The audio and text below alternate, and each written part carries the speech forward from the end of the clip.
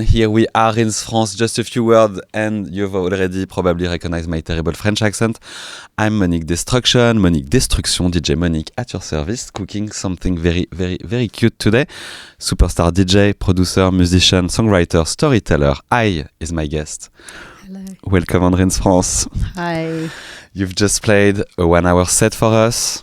What just happened? Do you want to tell me a bit of this situation? Well, it was, I just kind of, I think before I started, I was like, what does everyone feel like listening? I just kind of played some stuff that I would play in the club. Also, for like when I play with Blessed Madonna, which I think we'll probably talk about today as well. We play together a lot, so I have like a folder of stuff that we like to use together. Sometimes you have these folders and you don't touch them all night, but that's the one I have my little curveballs in. It was very delicate for you to come around and ask. It's like a lot of us were there already working in the studio. Correct. And you just asked like, what do you guys feel want me to play? And we had different answers. I had expectations from what I heard on you from you already on Radio Mix. Yes. And which is somehow a different exercise of like a club or a festival. But I thought it was very mindful to to take us with you on this journey and like take the vibe and the ambience. So thank you. That's the point of it for me. It's like it's for everyone. Surrounding is important as a DJ. And talking about surroundings, we are joined today also on the air by the journalist and scholar Patrick Thévenin. Patrick, be very welcome. Bonjour. Feel free to join the discussion at any moment. I need to acknowledge that this is a very special day for you, Patrick Thévenin, since the disco exhibition is opening right very now at La Philharmonie de Paris, and you are conseiller to the main curator, Jean-Yves Leloup. So thank you for taking some precious time today to join our conversation. Thank you. Thank you. And we open, especially this day, on Saint Valentine's Day, because what we consider as the first disco party was David Mancuso thing on 14 February 52 years ago. And it was called Love Saves the Day in his private flat. Yeah, amazing. And it was the beginning of the DJ culture. And he teach all the young DJs like Larry Levan, Francis Grasso, Frankie Knuckles, everything. And he spread the world. Yeah, casual lineup. Yeah, and he's the grandfather of music. Yeah, amazing. Maybe I'd like to come back on the surroundings, and when, as a DJ, when you come around and you have to navigate between your own tempers, daily issues, desires, and the reality of the techniques, what you're given to mix, the sound system, the surroundings, and other outside issues. How do you navigate those kind of energies? That's a big question. To be honest, I feel like my love for playing and sharing music and DJing is it's something that once you step into that world, for me is like, I'm not really thinking about anything else. It's like, for instance, even just clocking in to see what people felt like listening to in this environment is like kind of the kind of main spirit of it for me. So you can leave everything. I'll leave everything at the door if I'm doing this and just go like, I don't know. I feel like I get a lot of joy from it. So, and I think and I think anything that sort of takes you outside of your head is a good thing, So, yeah. It's somehow I already step on that issue. Like it's a very different exercise than playing with 5 people around you daytime in a very cozy studio and playing in a huge festival. And do you navigate the situation with the same opening? Or do you sometimes you prepare a lot because you want to produce something very detailed, very precise, and you get overwhelmed by the feeling? It's like, that's a good question. I think for festivals, the way that I would start, I mean, I wouldn't say I do like preparations and like listen to music and organize my playlists and stuff, but I never really I might work out the track you want to open with and then just do whatever feels right after that. For me, that's what's made me a better DJ, I think, is like any time in my career that I've tried to plan, you know, even for like a streamed mix or something, like when I was newer and I would try and plan part of my set. Once you get outside of that plan, you're like, ooh, you kind of feel like you've lost your footing a bit. Whereas if I'm just like, this is how I want to start, I want to play this particular track because I know that it's going to make people feel something, or it might make them pay attention, or in a festival, which is very transient, it might make them stay at your stage. And then after that, you can kind of get a bit of a read on what kind of people might want. Sometimes it takes a couple tracks, but for me, this is the thing. I think that organising the playlists beforehand is the big one for me. And beyond that, I'm like, see what the people want. you organise genre-wise, you organise BPM-wise, not BPM. Vibe-wise, mood-wise. A bit vibe. My playlists are like kind of kooky, I guess. I have ones that are like groove-based stuff, and then some, you know, bassier stuff, and then I've got like a wild card or like curveball section. Yeah, but I think I just sort of like keep them refreshed every time. So,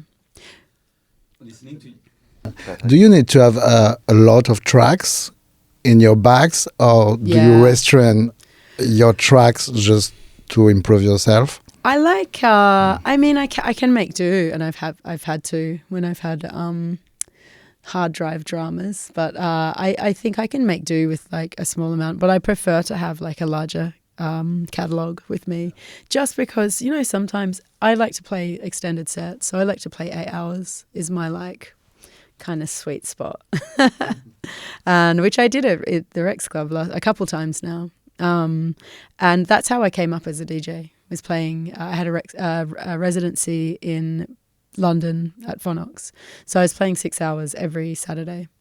And so for me, like having a big collection of music that you're like, I can dive into classics, I can dive into like this curveball stuff, and then you can take, you know, you can kind of. I think having the option there.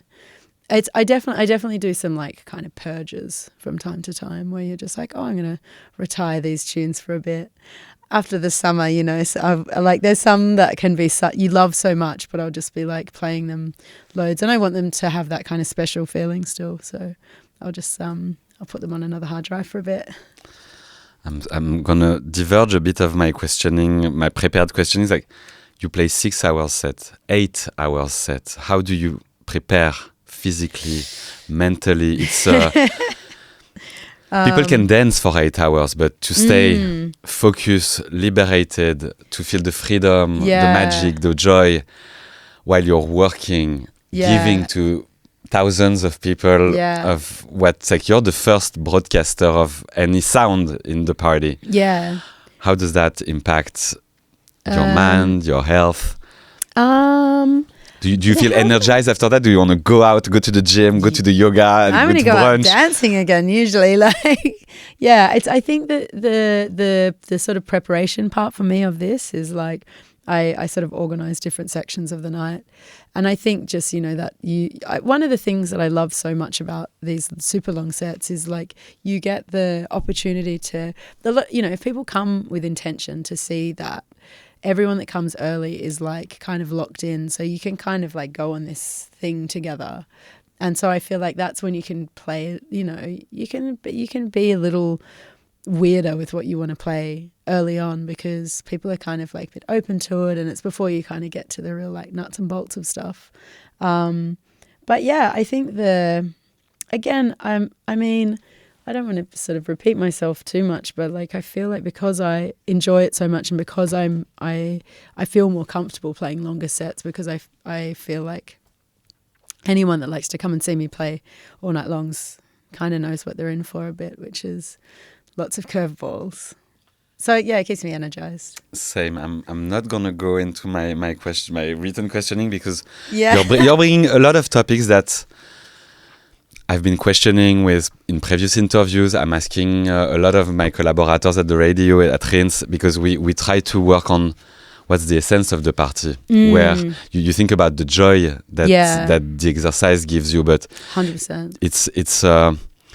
It's a tough situation to feel the joy that you're looking for, that you've been experiencing at every party, to find that sense of joy again, that sense of party, that sense of community. Yeah. It's like, is the joy and happiness at the core of your DJing practice? Maybe we'll talk about the producing musician in another section, but like, how do you keep focus on what's the essence of the matrix of the party, maybe? I would say, it's just the energy of the people, I think, and the joy from people. I think I've always had this kind of theory that so when I started DJing, I was like, when I got my residency in Phonox, which was it got like a lot of press at the time because I was very new to anyone, and I was still like learning a lot. I came from bands previously, and I was like still discovering a lot of classic dance records, but because it was so new to me, the way that I played them was with so much like enthusiasm and excitement, because I was like wanted to share this music that everyone already knew. But I think there's something about when you share something in that kind of way that's really not, it's less about you and more about what you want the experience to be for people. You're like, that's why one of the things that I love so much about talking with people who like my DJing is like, we have a common ground, and that's that we love the same music, and the fact that you get to kind of share that with each other, and they're really happy and I'm gassed as well. And I think that this whole like combination for me is the kind of North Star, I think, with DJing. Well, I had working on the interview, I didn't know your work. Yeah. And I had a lot of joy. You got an hour of it then, so. I have an hour, but I listened to your Sunfall mix, I listened to your BBC mix, I listened to your productions. I was amazed by precision, details, narrative direction. I said you're a storyteller already, but I really got drawn into a powerful universe of imagination and fantasies. Yeah. Something about a title of yours, like a word that comes back in your work is ascending. Yeah. Something that chasing a form of highness. And I'd like to know how do you apprehend this question of storytelling and narrative broadcast throughout either your DJ execution, but also as a musician, and which is maybe easier to figure out the narrative situation in a track with some lyrics and vocals than produce a almost cinematographic soundtrack without images, Yeah. So do you feel like you're trying to expand our minds, offer something new? Yeah. I think that's the heart and soul of it, really, is that like I always think about like the moments on the dance floor that I've had that have been like seeing Andrew Weatherall. And I remember it was when I first started DJing, and I had finished, it was in this little bar in Dalston, and I went to see him play. I caught the last 2 hours of an all night long set of his, and it was like I had like nothing to drink or anything that night, so I just went in, and it was one of the most like psychedelic nights of me listening to music. It was so, he had this thing where once you experienced it, if it was one of those like really special nights, I think it also changed the way that I played as well, or like has really influenced how I played. But yeah, and I think for me, like having that like your mind kind of blown without having a drink or without having anything like this, I think for me, that's like the peak of excellence in what we do. So this is what I guess that's what you kind of like aim for, is like the way that you kind of build something and take people along for a ride. I think that's the sort of like collective ascension is the real goal. I encourage you to go on our YouTube channel and to listen to the set that just released HAAi for us on Rinse France, because he was very generous, as we were the one offering direction at first, and yet very clubby, very energetic. We're in a very comfy studio. I'm a studio kind of faggot, so I'm like I'm an Same. older queer now. I like warmth and sound system. You know, I'm just being truthful. A studio faggot. I'm a Yeah. studio fag. I'm like, I like. I never heard do you this know kind what? of This is thing. like A a studio t-shirt faggot. now, Yeah. I'm a studio fag. I like We say faggy. comfy, warm This is a concept. couches and Yeah. nice. I feel like seats. we're family now, so this is like, But just for a bit of context, this Yeah. beautiful studio we are having and shooting this discussion today is actually located on the sixth floors of La Gaieté Lyrique. Have you been here before? I've seen a gig here. Okay, so a concert. Yes. Main room, in beautiful the main room, venue. yes. Yeah. I just realized when we turned up before. Beautiful venue. Beautiful. Thanks 1,000 times to all the teams here at La Gaieté Lyrique who welcome us today. They are also welcoming and hosting hundreds of young refugees here in Paris during this cold winter. So we feel very grateful and honored that they have us today in the middle of a very, very serious situation. Yeah. And maybe this is where my quest for truth begins. You're traveling the world. A cab, a club, a plane, another cab, a golf cart, a club, a giant No sleep. festival, a plane. You know the drill. I do. You get to experience, I guess, a form of zeitgeist, l'air du temps, the Yeah. feeling of What? the world, the times, our times. How does that come across? Well, you ask us, what do you want me to play? But how does that come across for you as a DJ and a musician? Maybe not necessarily, like maybe as a musician, Yeah. What with the playing in different places or? playing in different places and encountering very different realities, different yeah. political situation. It's interesting. I feel like, yeah, that's a really interesting question because I feel like, I mean, I travel to so many like just completely different places and like with different, you know, obviously I also like, it's important to recognize that the countries that you go to doesn't really represent, their politics don't really represent the people who go to the shows. So I think that for me is like a, you know, I travel to a lot of places where I'm like, I'm not sure if it's entirely safe for me to be who I am, but I'm very fortunate that I'm very looked after because of doing my job. And but yeah, I think that one of the wonderful things is it seems like so far that a lot of the people who I've met at my shows and like who I get to play for, and you know, we've all had a pretty common thread in how we feel about things. But I think that when it comes to playing music for people in different places, there is definitely cities that I'll go to that I'll feel more nervous because, I mean, playing in Chicago and Detroit for the first time for me, what the hell do you play? Because I'm like, I mean, I played there a few times now, fortunately. I play in Chicago quite a bit now at Smart Bar. My first time that I played there, I was like, I feel I'm lucky that I feel very confident in, you know, being able to adapt to a situation and also play as myself. Chicago Smart Bar was a different situation, and a very good friend of mine who I met through the Blessed Madonna. His name's Rupert, and he sort of runs it. And he picked me up to take me to the club, and he was like, "What are you planning on playing tonight?" I was so nervous for this gig, and he's like, "What are you planning on playing tonight?" And I was like, you know, and I'd already thought I'm going to adapt my sound to this place because I'm in Chicago. And he's like, just as I went to answer, he went, I'll tell you some advice. Don't come to Chicago and try and play Chicago House because you will fail. And I was like, well, I'm not going to touch that fucking playlist then. So, and it was the best advice I ever was given. And I went and I played as myself, but, you know, to fit in with the other DJs that were playing. And I had such a great set.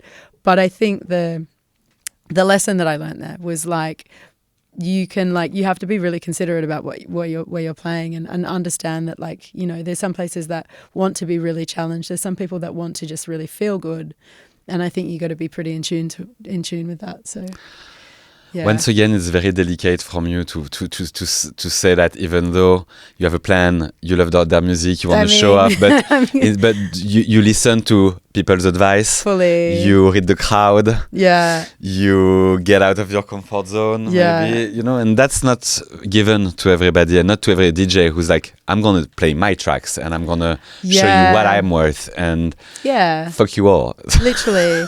I mean, I see this and I think, like, and to each their own, I think, but for me, what makes a great DJ is sort of straddling that world of like, I want to, this is like a selfless kind of thing in a lot of ways. You serve yourself as well because you enjoy it, but like, and I'm certainly not playing music that I don't love, but it's definitely less for you. When we hear that makes your the work, best DJs, I think. When we hear to your work, we hear that you're only playing tracks that you like, actually, because they are so different. I think you're a great digger, actually. It's like, it's like your love of music transpires throughout your work, because so different, so various, so eclectic, yet very well put together in a journey. That's very nice. You know, I'm never even like, I think because of, I mean, even for example today, because I'm like, I enjoyed this sort of crafting it along the way, I think, but sometimes I'm surprised by the direction that it goes. But this is great. It's beautiful to be surprised by your own self sometimes, to be like, I didn't even know I had that track on that key. Yeah, literally. Did I play that? Thank goodness that these went well together. So. Did I play that? And you're like, well, it's mine. Yes, I'm obviously playing that. Some footage of you playing that track. It doesn't always go to plan, but I think this is it's the beauty of the exercise. The beauty of it. Since Patrick Thévenin is here with us today, maybe let's explore one of your common passion and inspiration that you just talked about, which is American house, and especially the Chicago sound. Patrick, do you want to introduce us broadly to the genre, where it was born, when, its development, and I feel free to intervene. Yeah. If we talk about house music, we have to go back to 1977. It's the acme of disco, with tracks like I Feel Loved by Donna Summer, Supernatural by Sharon, Trance Rock Express by Kraftwerk, who I think is a disco track. Yeah. And there's two young DJs, black and gay, called Larry Levan and Frankie Knuckles.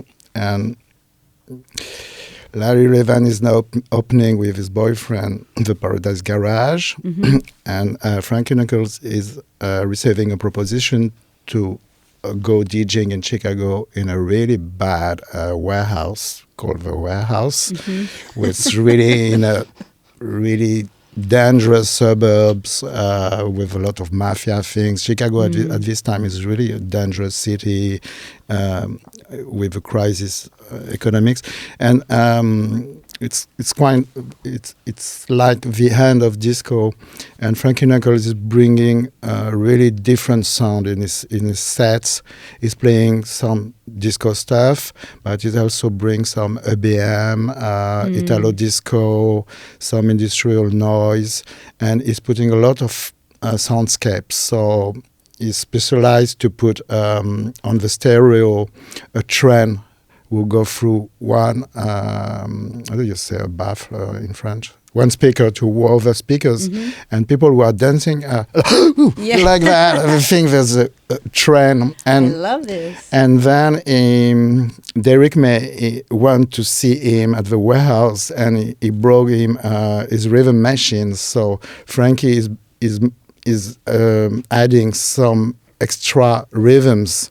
So the speed is more harder. Yes. And at the same time, there is this crazy boy called Ronaldi, who was really out of mind. Yeah. And he's playing at the music box, and he's really crazy. He's playing at +8, everything. He can play 10 times a track in a night. All of this on vinyls. Yeah. Because it's not vinyls. It's important to say you cannot pitch properly. It's like the sound is distorted when you say +8 for us. DJ in 2008, you're like, easy. Yeah, but then back in the days, like the sound is not what you're used to. Everything is background mixed. It's like it's a very powerful investigation. And Ronald is also bringing some industrial music, because in Chicago there is a big label who put the track from Ministry and all these kind of things. So there is quite a rock industrial thing in this music. And then a lot of young black, straight and gays want to listen to them, and they say, why not making music? And so they did music, but not music to be intended to play on the radio. They just want to be played by Ron Hardy or Frankie Knuckles. Yeah. So they bring acetate, and if the DJ play it, it's the best day of their life. Of course. And we think that the first house track is On and On by J.C. Saunders, but there's a lot. There's Mystery of Love by Business Fingers, of course. There's Time to Jack by Chip E. Yeah. There's No Way Back by Adonis. I love so much Adonis. Yeah. Same. Yeah. Or there's Jack Your Body by Stevie Seal Curley. And contrary to the disco, it's using the same gimmick of disco, but in a really minimal way. I always say that disco is like chantilly. There's a lot of sugar and sweeties. And house music is minimal, just direct to the groove, only the groove. And it's like, it's for that it's really near to hip-hop and rap music was beginning at the same time. Yeah. And then all the English magazine like ID or The Face came to Chicago and say, house music is the new thing, is the revolution. And then English take house music, and like English do, they do differently. Yeah. And so it's the summer of love, and everybody is taking ecstasy and dancing on rave music with piano. Yeah. That's the short story. This is every step of the way. How did that culture and sound infuse in your personal vibe? It was, I think, my sort of like entry into dance music. Once it came, it's the sort of the coming back a few steps was like I started playing records purely because I didn't have nor could I afford CDJs, and there was turntables at this place I used to work. So I had these. It was mostly like Afrobeat and like and some like Turkish funk and psych. And as I started playing more, I was like, I need to have something that's maybe a bit more on the grid. So I started playing edits of this, which then kind of led into me playing more housey stuff. And I guess I was starting out with a little bit more classic stuff. Actually, my first radio show that I've had was on Rinse in the UK. Rinse FM. Yeah, Rinse FM. So, yeah, I think it was definitely more like I was talking about earlier. It was more classic stuff, but it was so new to me that I was just really discovering this kind of music. I have this theory that we never play a brand new track. It's either an edit of the track, a sample of an old cover, or something like that. And what's magic with DJing is that even though you can play the exact same playlist, you will never play it as the same way as even your close DJ friend. It's like you're not going to blend the same two tracks. You're not going to transition the same way. Yeah, I think that's the beauty. The beauty of this discipline is that absolutely, even though people know the tracks, it's like, and it's also something about the same story that we write again and again. So in the same club with the same people, it's the same music played differently. Yeah. So the form, I think, the it's logistics about how you play fully is very important for us. Yeah, I think it's the way and how you play, in the spirit that you play it with. And I heard someone say something that I found really interesting, and I didn't necessarily agree with it the other day. And they're basically like saying, I would never play a track that I saw somebody else playing or that I saw on their Instagram or like whatever their social media is. They were like, I would never do that because then you're sort of like ripping off what someone's doing. And I was like thinking, that's just not really true. Not true for me, at least. Is that like the beauty of hearing other people playing is being like, how can I play this tune in my way and tell your own kind of story with it and share the music even more. Like, I think, I guess it leads into these kind of broader conversations around like I guess the sort of like old school white label energy and like, or covering up the vinyl, and I understand that served a purpose a lot, but these days I feel like it's important to share, especially there's, if it's emerging artists or anyone, or maybe even a track that's been around for a long time but hasn't had many people listen to it. It's for everyone, So I think that like how you play it, like you say, is not going to be how someone else does. So the tune exists regardless. Like people should. I feel have very access. honored when some DJ that I like are playing a track that I know somehow. Yes. I'm the one who I played that one and 6 months ago. Yeah. And it's in your set now. Well hidden in your set. Literally. Yet, yeah. I love what you've did of it. And I loved it because I used to play it. So I'm going to dance to my maximum with that. I think it's also part of the beauty of sharing. Yeah. Of the beauty of fully. the exercise. Maybe we can like lead on that, is that the beauty of DJing is also when you were saying it's a gift. It's a track that I would... cherish very personally. That's mine. It's my track. It's my favorite track. And then as soon as I put it out in the club, out in the universe, it's our track now. Literally, it's our moment. It's a shared moment. Yeah. It's something that's pretty beautiful. I think there is no competition. There is propositions.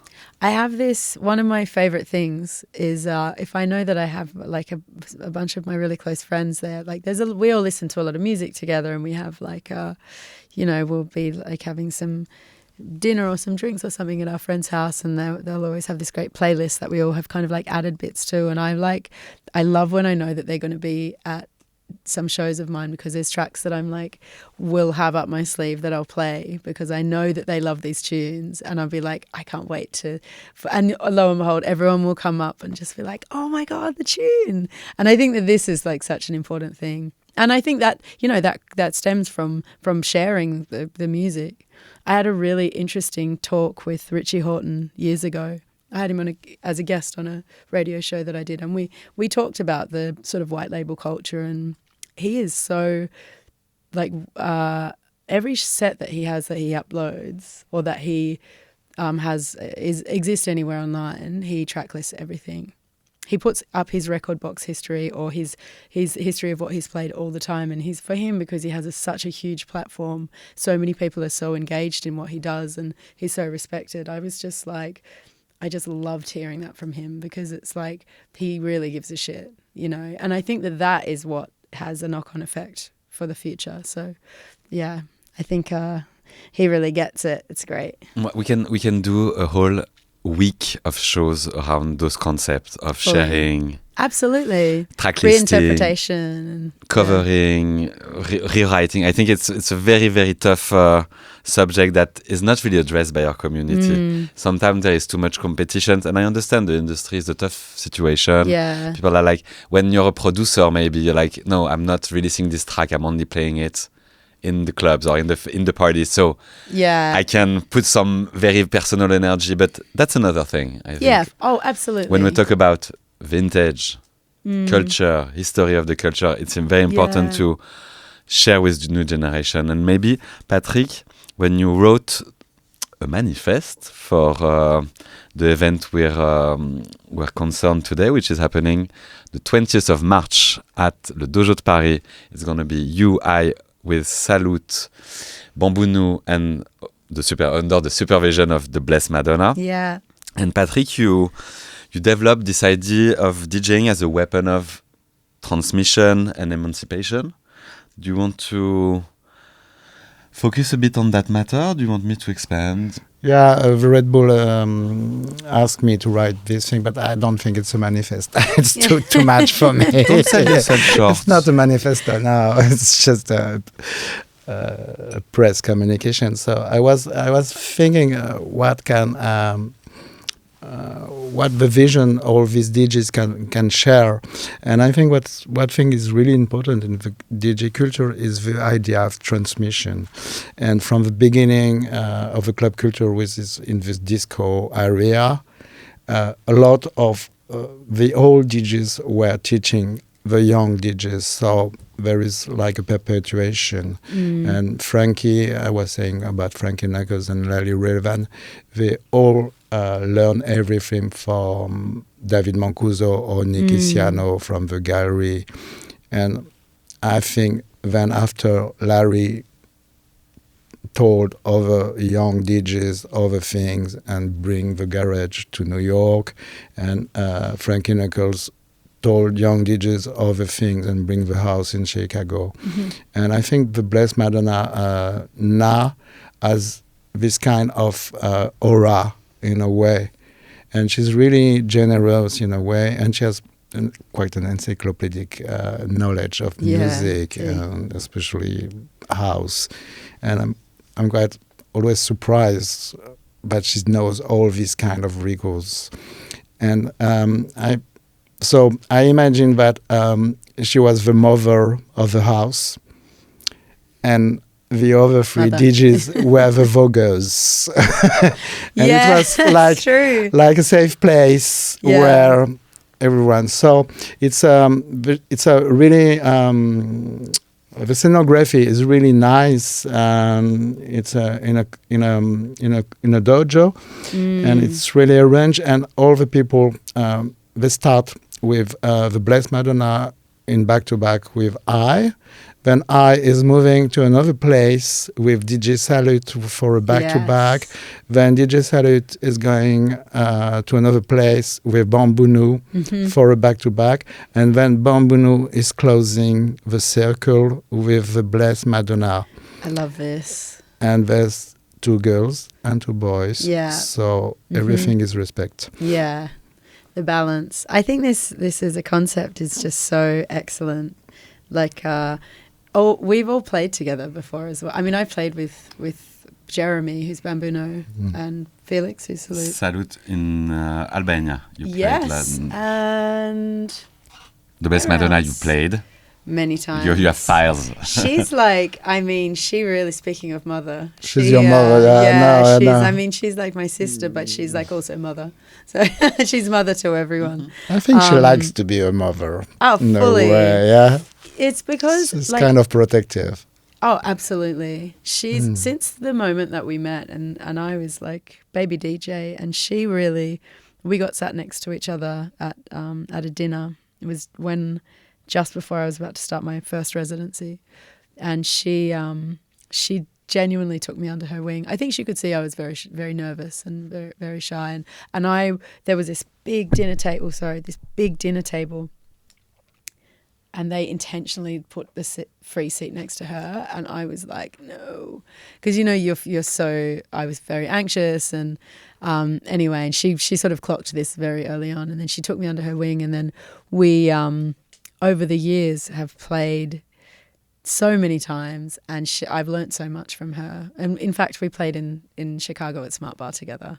For me, like that was the peak. And it's really interesting. We've played in rooms for 200 people. We've played to 20,000 people. We've played everything in between. And I think like there's times where she knows when to push me or to really challenge me. And there's times when I'm just like, can you take it easy on me today? But there's never any ego behind it. It's like, she's like, I know that you can really step up to the plate. The Chicago style of DJing is like, when I play with her and she'll be like, we're going to play Chicago style today, I'm like, okay, shit. And then we'll get there. But I think I really love that about her. When she sees something that she really respects in someone, she'll really push that out of them. And I'm so grateful for her to do that with me. She's like, and always so enjoyable, but she has like kept me so much on my toes at queer parties mostly, because she knows that this is like really the spot for it as well. So yeah, it's very rewarding and amazing to play back to back. Is a very tough experience. It can be risky.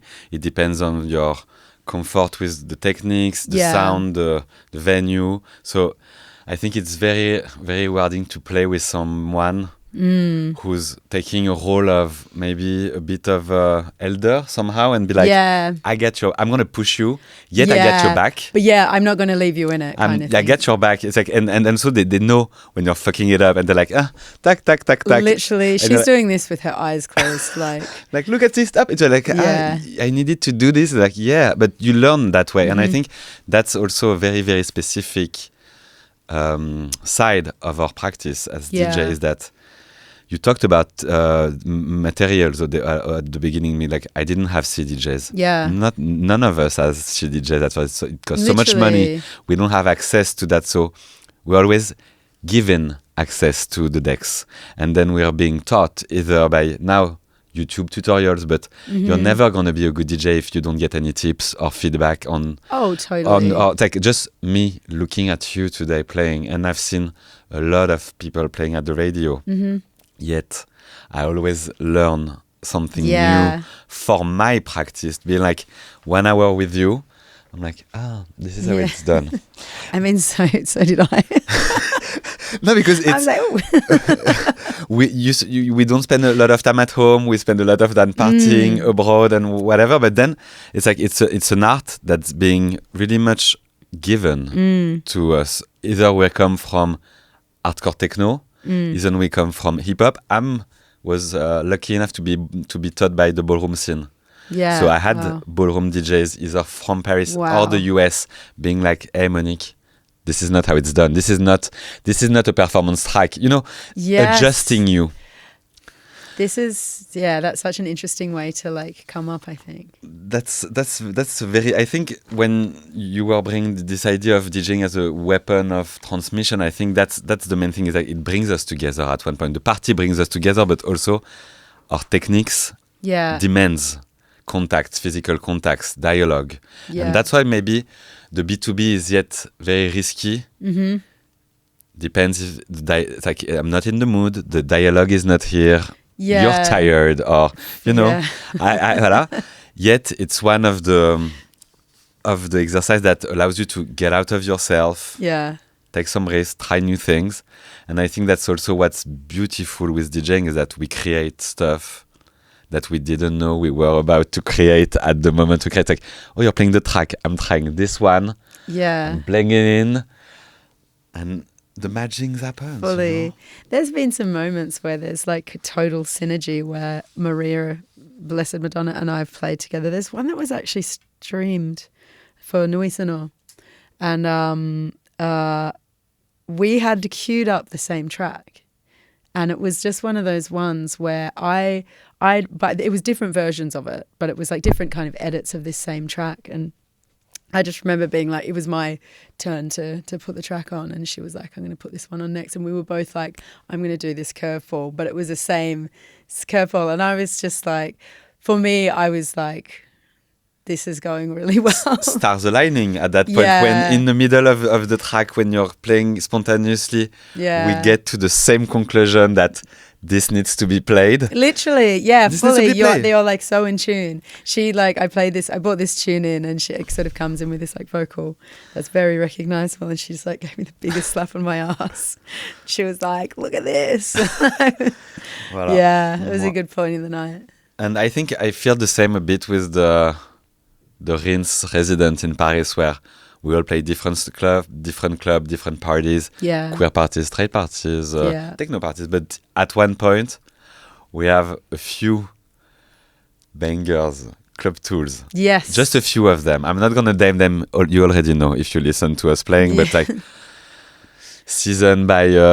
just a few of them are like very useful, very beautiful. Of course. And I'm going to come back to the Chicago house situation. Maybe when, Patrick, you were mentioning the DJing as art of transmission and emancipation, maybe we can like put a bit on pressure on how much we love Black culture and Black music. And I think this needs to resonate everywhere, so everybody can understand how Black culture and Black music are so important to electronic music today, and that's being brought by the transmission of DJing, of digging, of sharing discs, of sharing tracks. That's a complicated question. You know, I'm always struggling around people, always repeating the same thing, that house and dance culture and club culture and techno, it's a queer and black thing, and that's all. And I see with disco, the exhibition I put on disco, but a lot of people don't know the roots, they forget it. And when I say disco, they say, oh yeah, Marable, oh yeah, ABBA. And I say, no. And yesterday at the exhibition, a lot of people were saying, oh, there's a lot of queers and there's a lot of black people. I said, yeah, that's the truth. Yeah. I'm not rewriting the history. That's the history. Yeah. And I think we have to go back to this, and it's important that we don't lose the view where we are coming from. And I always say, as a queer people, that we have to know our histories so we can go further. But we have to know where we're coming from. Yeah. And that's all. Yeah, I agree. I think it's just something. It exists. It's the history of the music that we love, and that we get to play, and that we get to share. And I think I think it's obviously so important to honor that in the way that you have as well.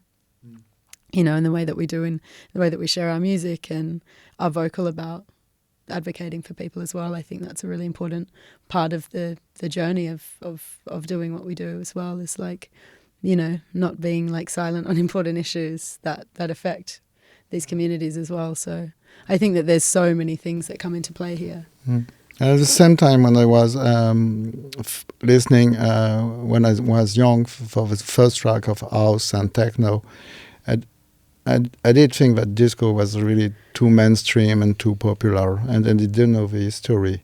And when listening to house music and samples of disco, I go back to disco, and then I go back to funk music, and then I go back to soul music, and then I go back to rhythm and blues. Yes. And it was like a travel in time. Yeah. The lineage is like... And we have to know the lineage, because it's really... concrete in a way.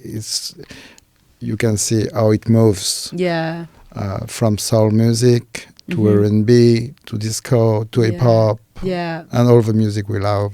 Absolutely. I love that about it, though. I think you know, there's the same to be said about like techno and krautrock and shoegaze and post-punk and punk. You know, the whole thing. It's like it's all sort of, you know, connected and rebirthed in new ways and new genres, and you know, taken to new cities or countries. Or I just love this. You know, when you trace things back to something that is such a different sound and such a different group of people as well. But there's something that aligns everyone. I think it's just it's the beauty of it all. Yeah, it's like the shoegaze. There's a lot of there's the routine of shoegaze today, but you have to know the Bloody Valentine and My Bloody Valentine and Cocteau Twins. Absolutely. Oh, you don't have the roots. Literally. I mean, the goats. Cocteau are the best. Yeah, I love them so much. Yes. We can do a whole other episode on that. The deep dive. The whole journey of the party of the 20th of March is based on the idea of back-to-back, but Patrick, and I think it's still in the midst of our conversation, you explored that vibe into the idea of, I don't know if it's you or the Red Bull team, to Back2Beyond. And it was not me. It's not my manifesto. It was not. The idea was not B2B as back-to-back, but Back2Beyond. Yeah. And I like poetry. So I think the interpretation of this acronym allows us to dream a bit bigger than just two DJ colliding, in the sense that it generates a sort of time and space interference. We get to travel through musical memories. And then it's like musical encounters as a cycle, maybe, and not as a direct timeline. And I think that resonates a bit with what you were saying about the history of music, the not repetition, but augmentation, development, maybe of the sounds into new territories, you know? And I think I really like the idea of the party, which is built. There's gonna be 3 different stages, so it's not gonna be learning this. I'm learning. I like this. There's not gonna be one stage where you're gonna be back to backing all night long. There's gonna be like swap them out. Voilà. It's gonna be 3 stages. Yeah. You have to move and do some voguing things. I don't know why Patrick Thévenin is so obsessed about voguing today. It's like, we need to figure that out later. We're here in queer, so we have 3 different stages, and you're gonna play with the Blessed Madonna, and then you're gonna move to Salute stage. Voilà. It looks like a bit of a kaleidoscope. I don't know if voilà, and also in the sense, in the physical it's hard in English, philosophical sense of the kaleidoscope brought by Walter Benjamin, which is an image of the singular throughout the collective. You know, you have like singular image that create a very powerful. Yes. So it's like that's why I envision this. of the party of the 28th. I'm like, this is, I mean, I love like a concept around stuff, and like, you know, like when I was talking about this earlier with a dear friend of mine, and we were just talking about leaning into a vision of something, and this sounds like exactly that. So yeah, very exciting. I didn't know about this situation. Triple threat. Triple threat. I'm very excited. I'm going to be a hot mess. I mean, same. See you there. And I want to add something that is changing in the scene. I think it's back 2 years ago. Now the DJ are not upstairs. They're at the same stage than the clubbers. And I think it's important that we don't put the DJ up. But the DJ is a person like all the others. Yeah. And I remember that at the beginning of house music, and I remember Laurent Garnier playing in a really small gay club. Yeah. And he was playing behind, I don't know, how do we say, a poteau? A pillar? A pillar. Yeah. And nobody can see him. We have to do this, this. Yeah. And you know, we were not just to see the DJ, we were for dancing with him, because he was dancing behind the desk too. Yeah. But this is like the house music origins. It was like not, no one was stars. No stars. It was in the corner. It was out of sight. Backstage, like literally, Larry Levan was in another room, no? Oh. So like, I think this is something that a way that I don't love playing on big stages, unless it's to a very, very big crowd. There's times when it's necessary to keep people in a room kind of thing. But in a lot of places, you know, I usually would request to play, you know, places where there's the infrastructure isn't there already. I request to play on the floor. Closer to I think surrounded by your friends, people can bring you a drink. You can high five someone. Exactly, you can give dance. someone a hug. I thank you. It was a hard situation being isolated on a stage, and you like being the star, but that nobody would connect to you. You'll be like, where are? It's like I can in the station at night. You can even if you're on the stage, you cannot even see the public. Too much smoke. Totally. And I think this is when it changes a lot, and especially in spaces where it's not necessary for people to be the DJ to be that visible. It's changed a lot about what some DJs kind of need from a crowd, and how they, you know, I've seen some people get like very frustrated that they didn't get back what they felt they deserved, and I'm like, take them off the stage, put them on the ground, and then then you remove that kind of the ego, I guess. Ego, expectation, stardom. Fully, the visibility is like, you know, if people want to see you, they'll make it happen. But it's like, I think just there's something about just dancing on the same floor. We're shooting this interview on the 14th of February, and you're playing HAAi tonight at the Rex Club. Correct. And I think the Rex Club made that effort than to bring the DJ closer to the public. I love this. And in the center. In the center, renovation. Voilà, in the center of the club, but like very close to the. Even though you're protected, nobody can disturb you. Like you can play on 17 decks very easily. Which I do. Yet 18 usually, but they don't have enough in Paris. So. You're close to the public. I have 10 fingers. You can see what happens. Queuing. And my feet too. I have a system. So you have a residency this year at Rex Club. So you're gonna come back a few times during the year. We have some plans, tricks up our sleeve. Okay. Yeah. And then maybe what do you feel about the 20th of March party in France? In French, c'est la bagarre. Or règlement de compte, which means we're gonna fight. Yeah. We want, so it's like we need to like solve our issues today. So it's like when you see the lineup, Salute, Bambounou, the Blessed Madonna, and you, the configuration strong. It's a one night only kind of vibe. Like there's a lot of energy in that lineup, actually. Did you get to play big crowds in Paris already? Because the Rex is a beautiful club, but it's a small crowd compared to what you're used to do. I played some big parties in Paris, but more. I play at Rex Club a lot. So, okay, well. But yeah, I played some like big warehouse stuff, open air. But I think, given what I've learned today of this party, the new lessons. We mentioned a lot of the Blessed Madonna, but you're also a close friend of Jennifer Cardini, who's very close, the mother of the queers in Paris. Fully. I actually the Pulp Fictions, the Rex, what she did for us, what she showed us, the way she opened for all of us. Mm-hmm. I would say Chloe is younger, so Jennifer is somehow... And even when I hear to old Jennifer albums, I feel some of your vibe. Not that... It's like it's just of this is a energy. What honor.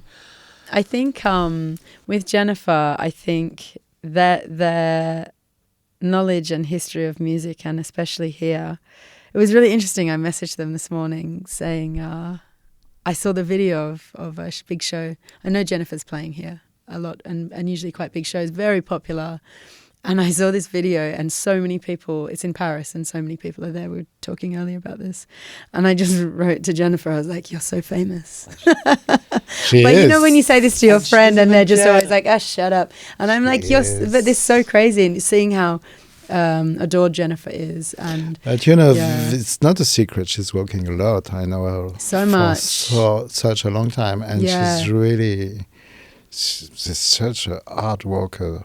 Literally. And genuinely, but the care that Jen has for each show that you do, every back-to-back that we've done, we met because we did a back-to-back together in Vietnam at Savage, random. Jen was playing the night before, the club was closed down by the police, I was playing the following night, and we all had dinner together. Apparently it was, it was very stressful what happened in the club, and I was like, I love Jen's music. And I was like, should we play back to back tonight? We did 4 hours back to back. It was sick. I just enjoyed it so much. And and then that was us breaking bread. And then, cut to last year, we played the main stage at Sonar after Air. And I like, what the hell?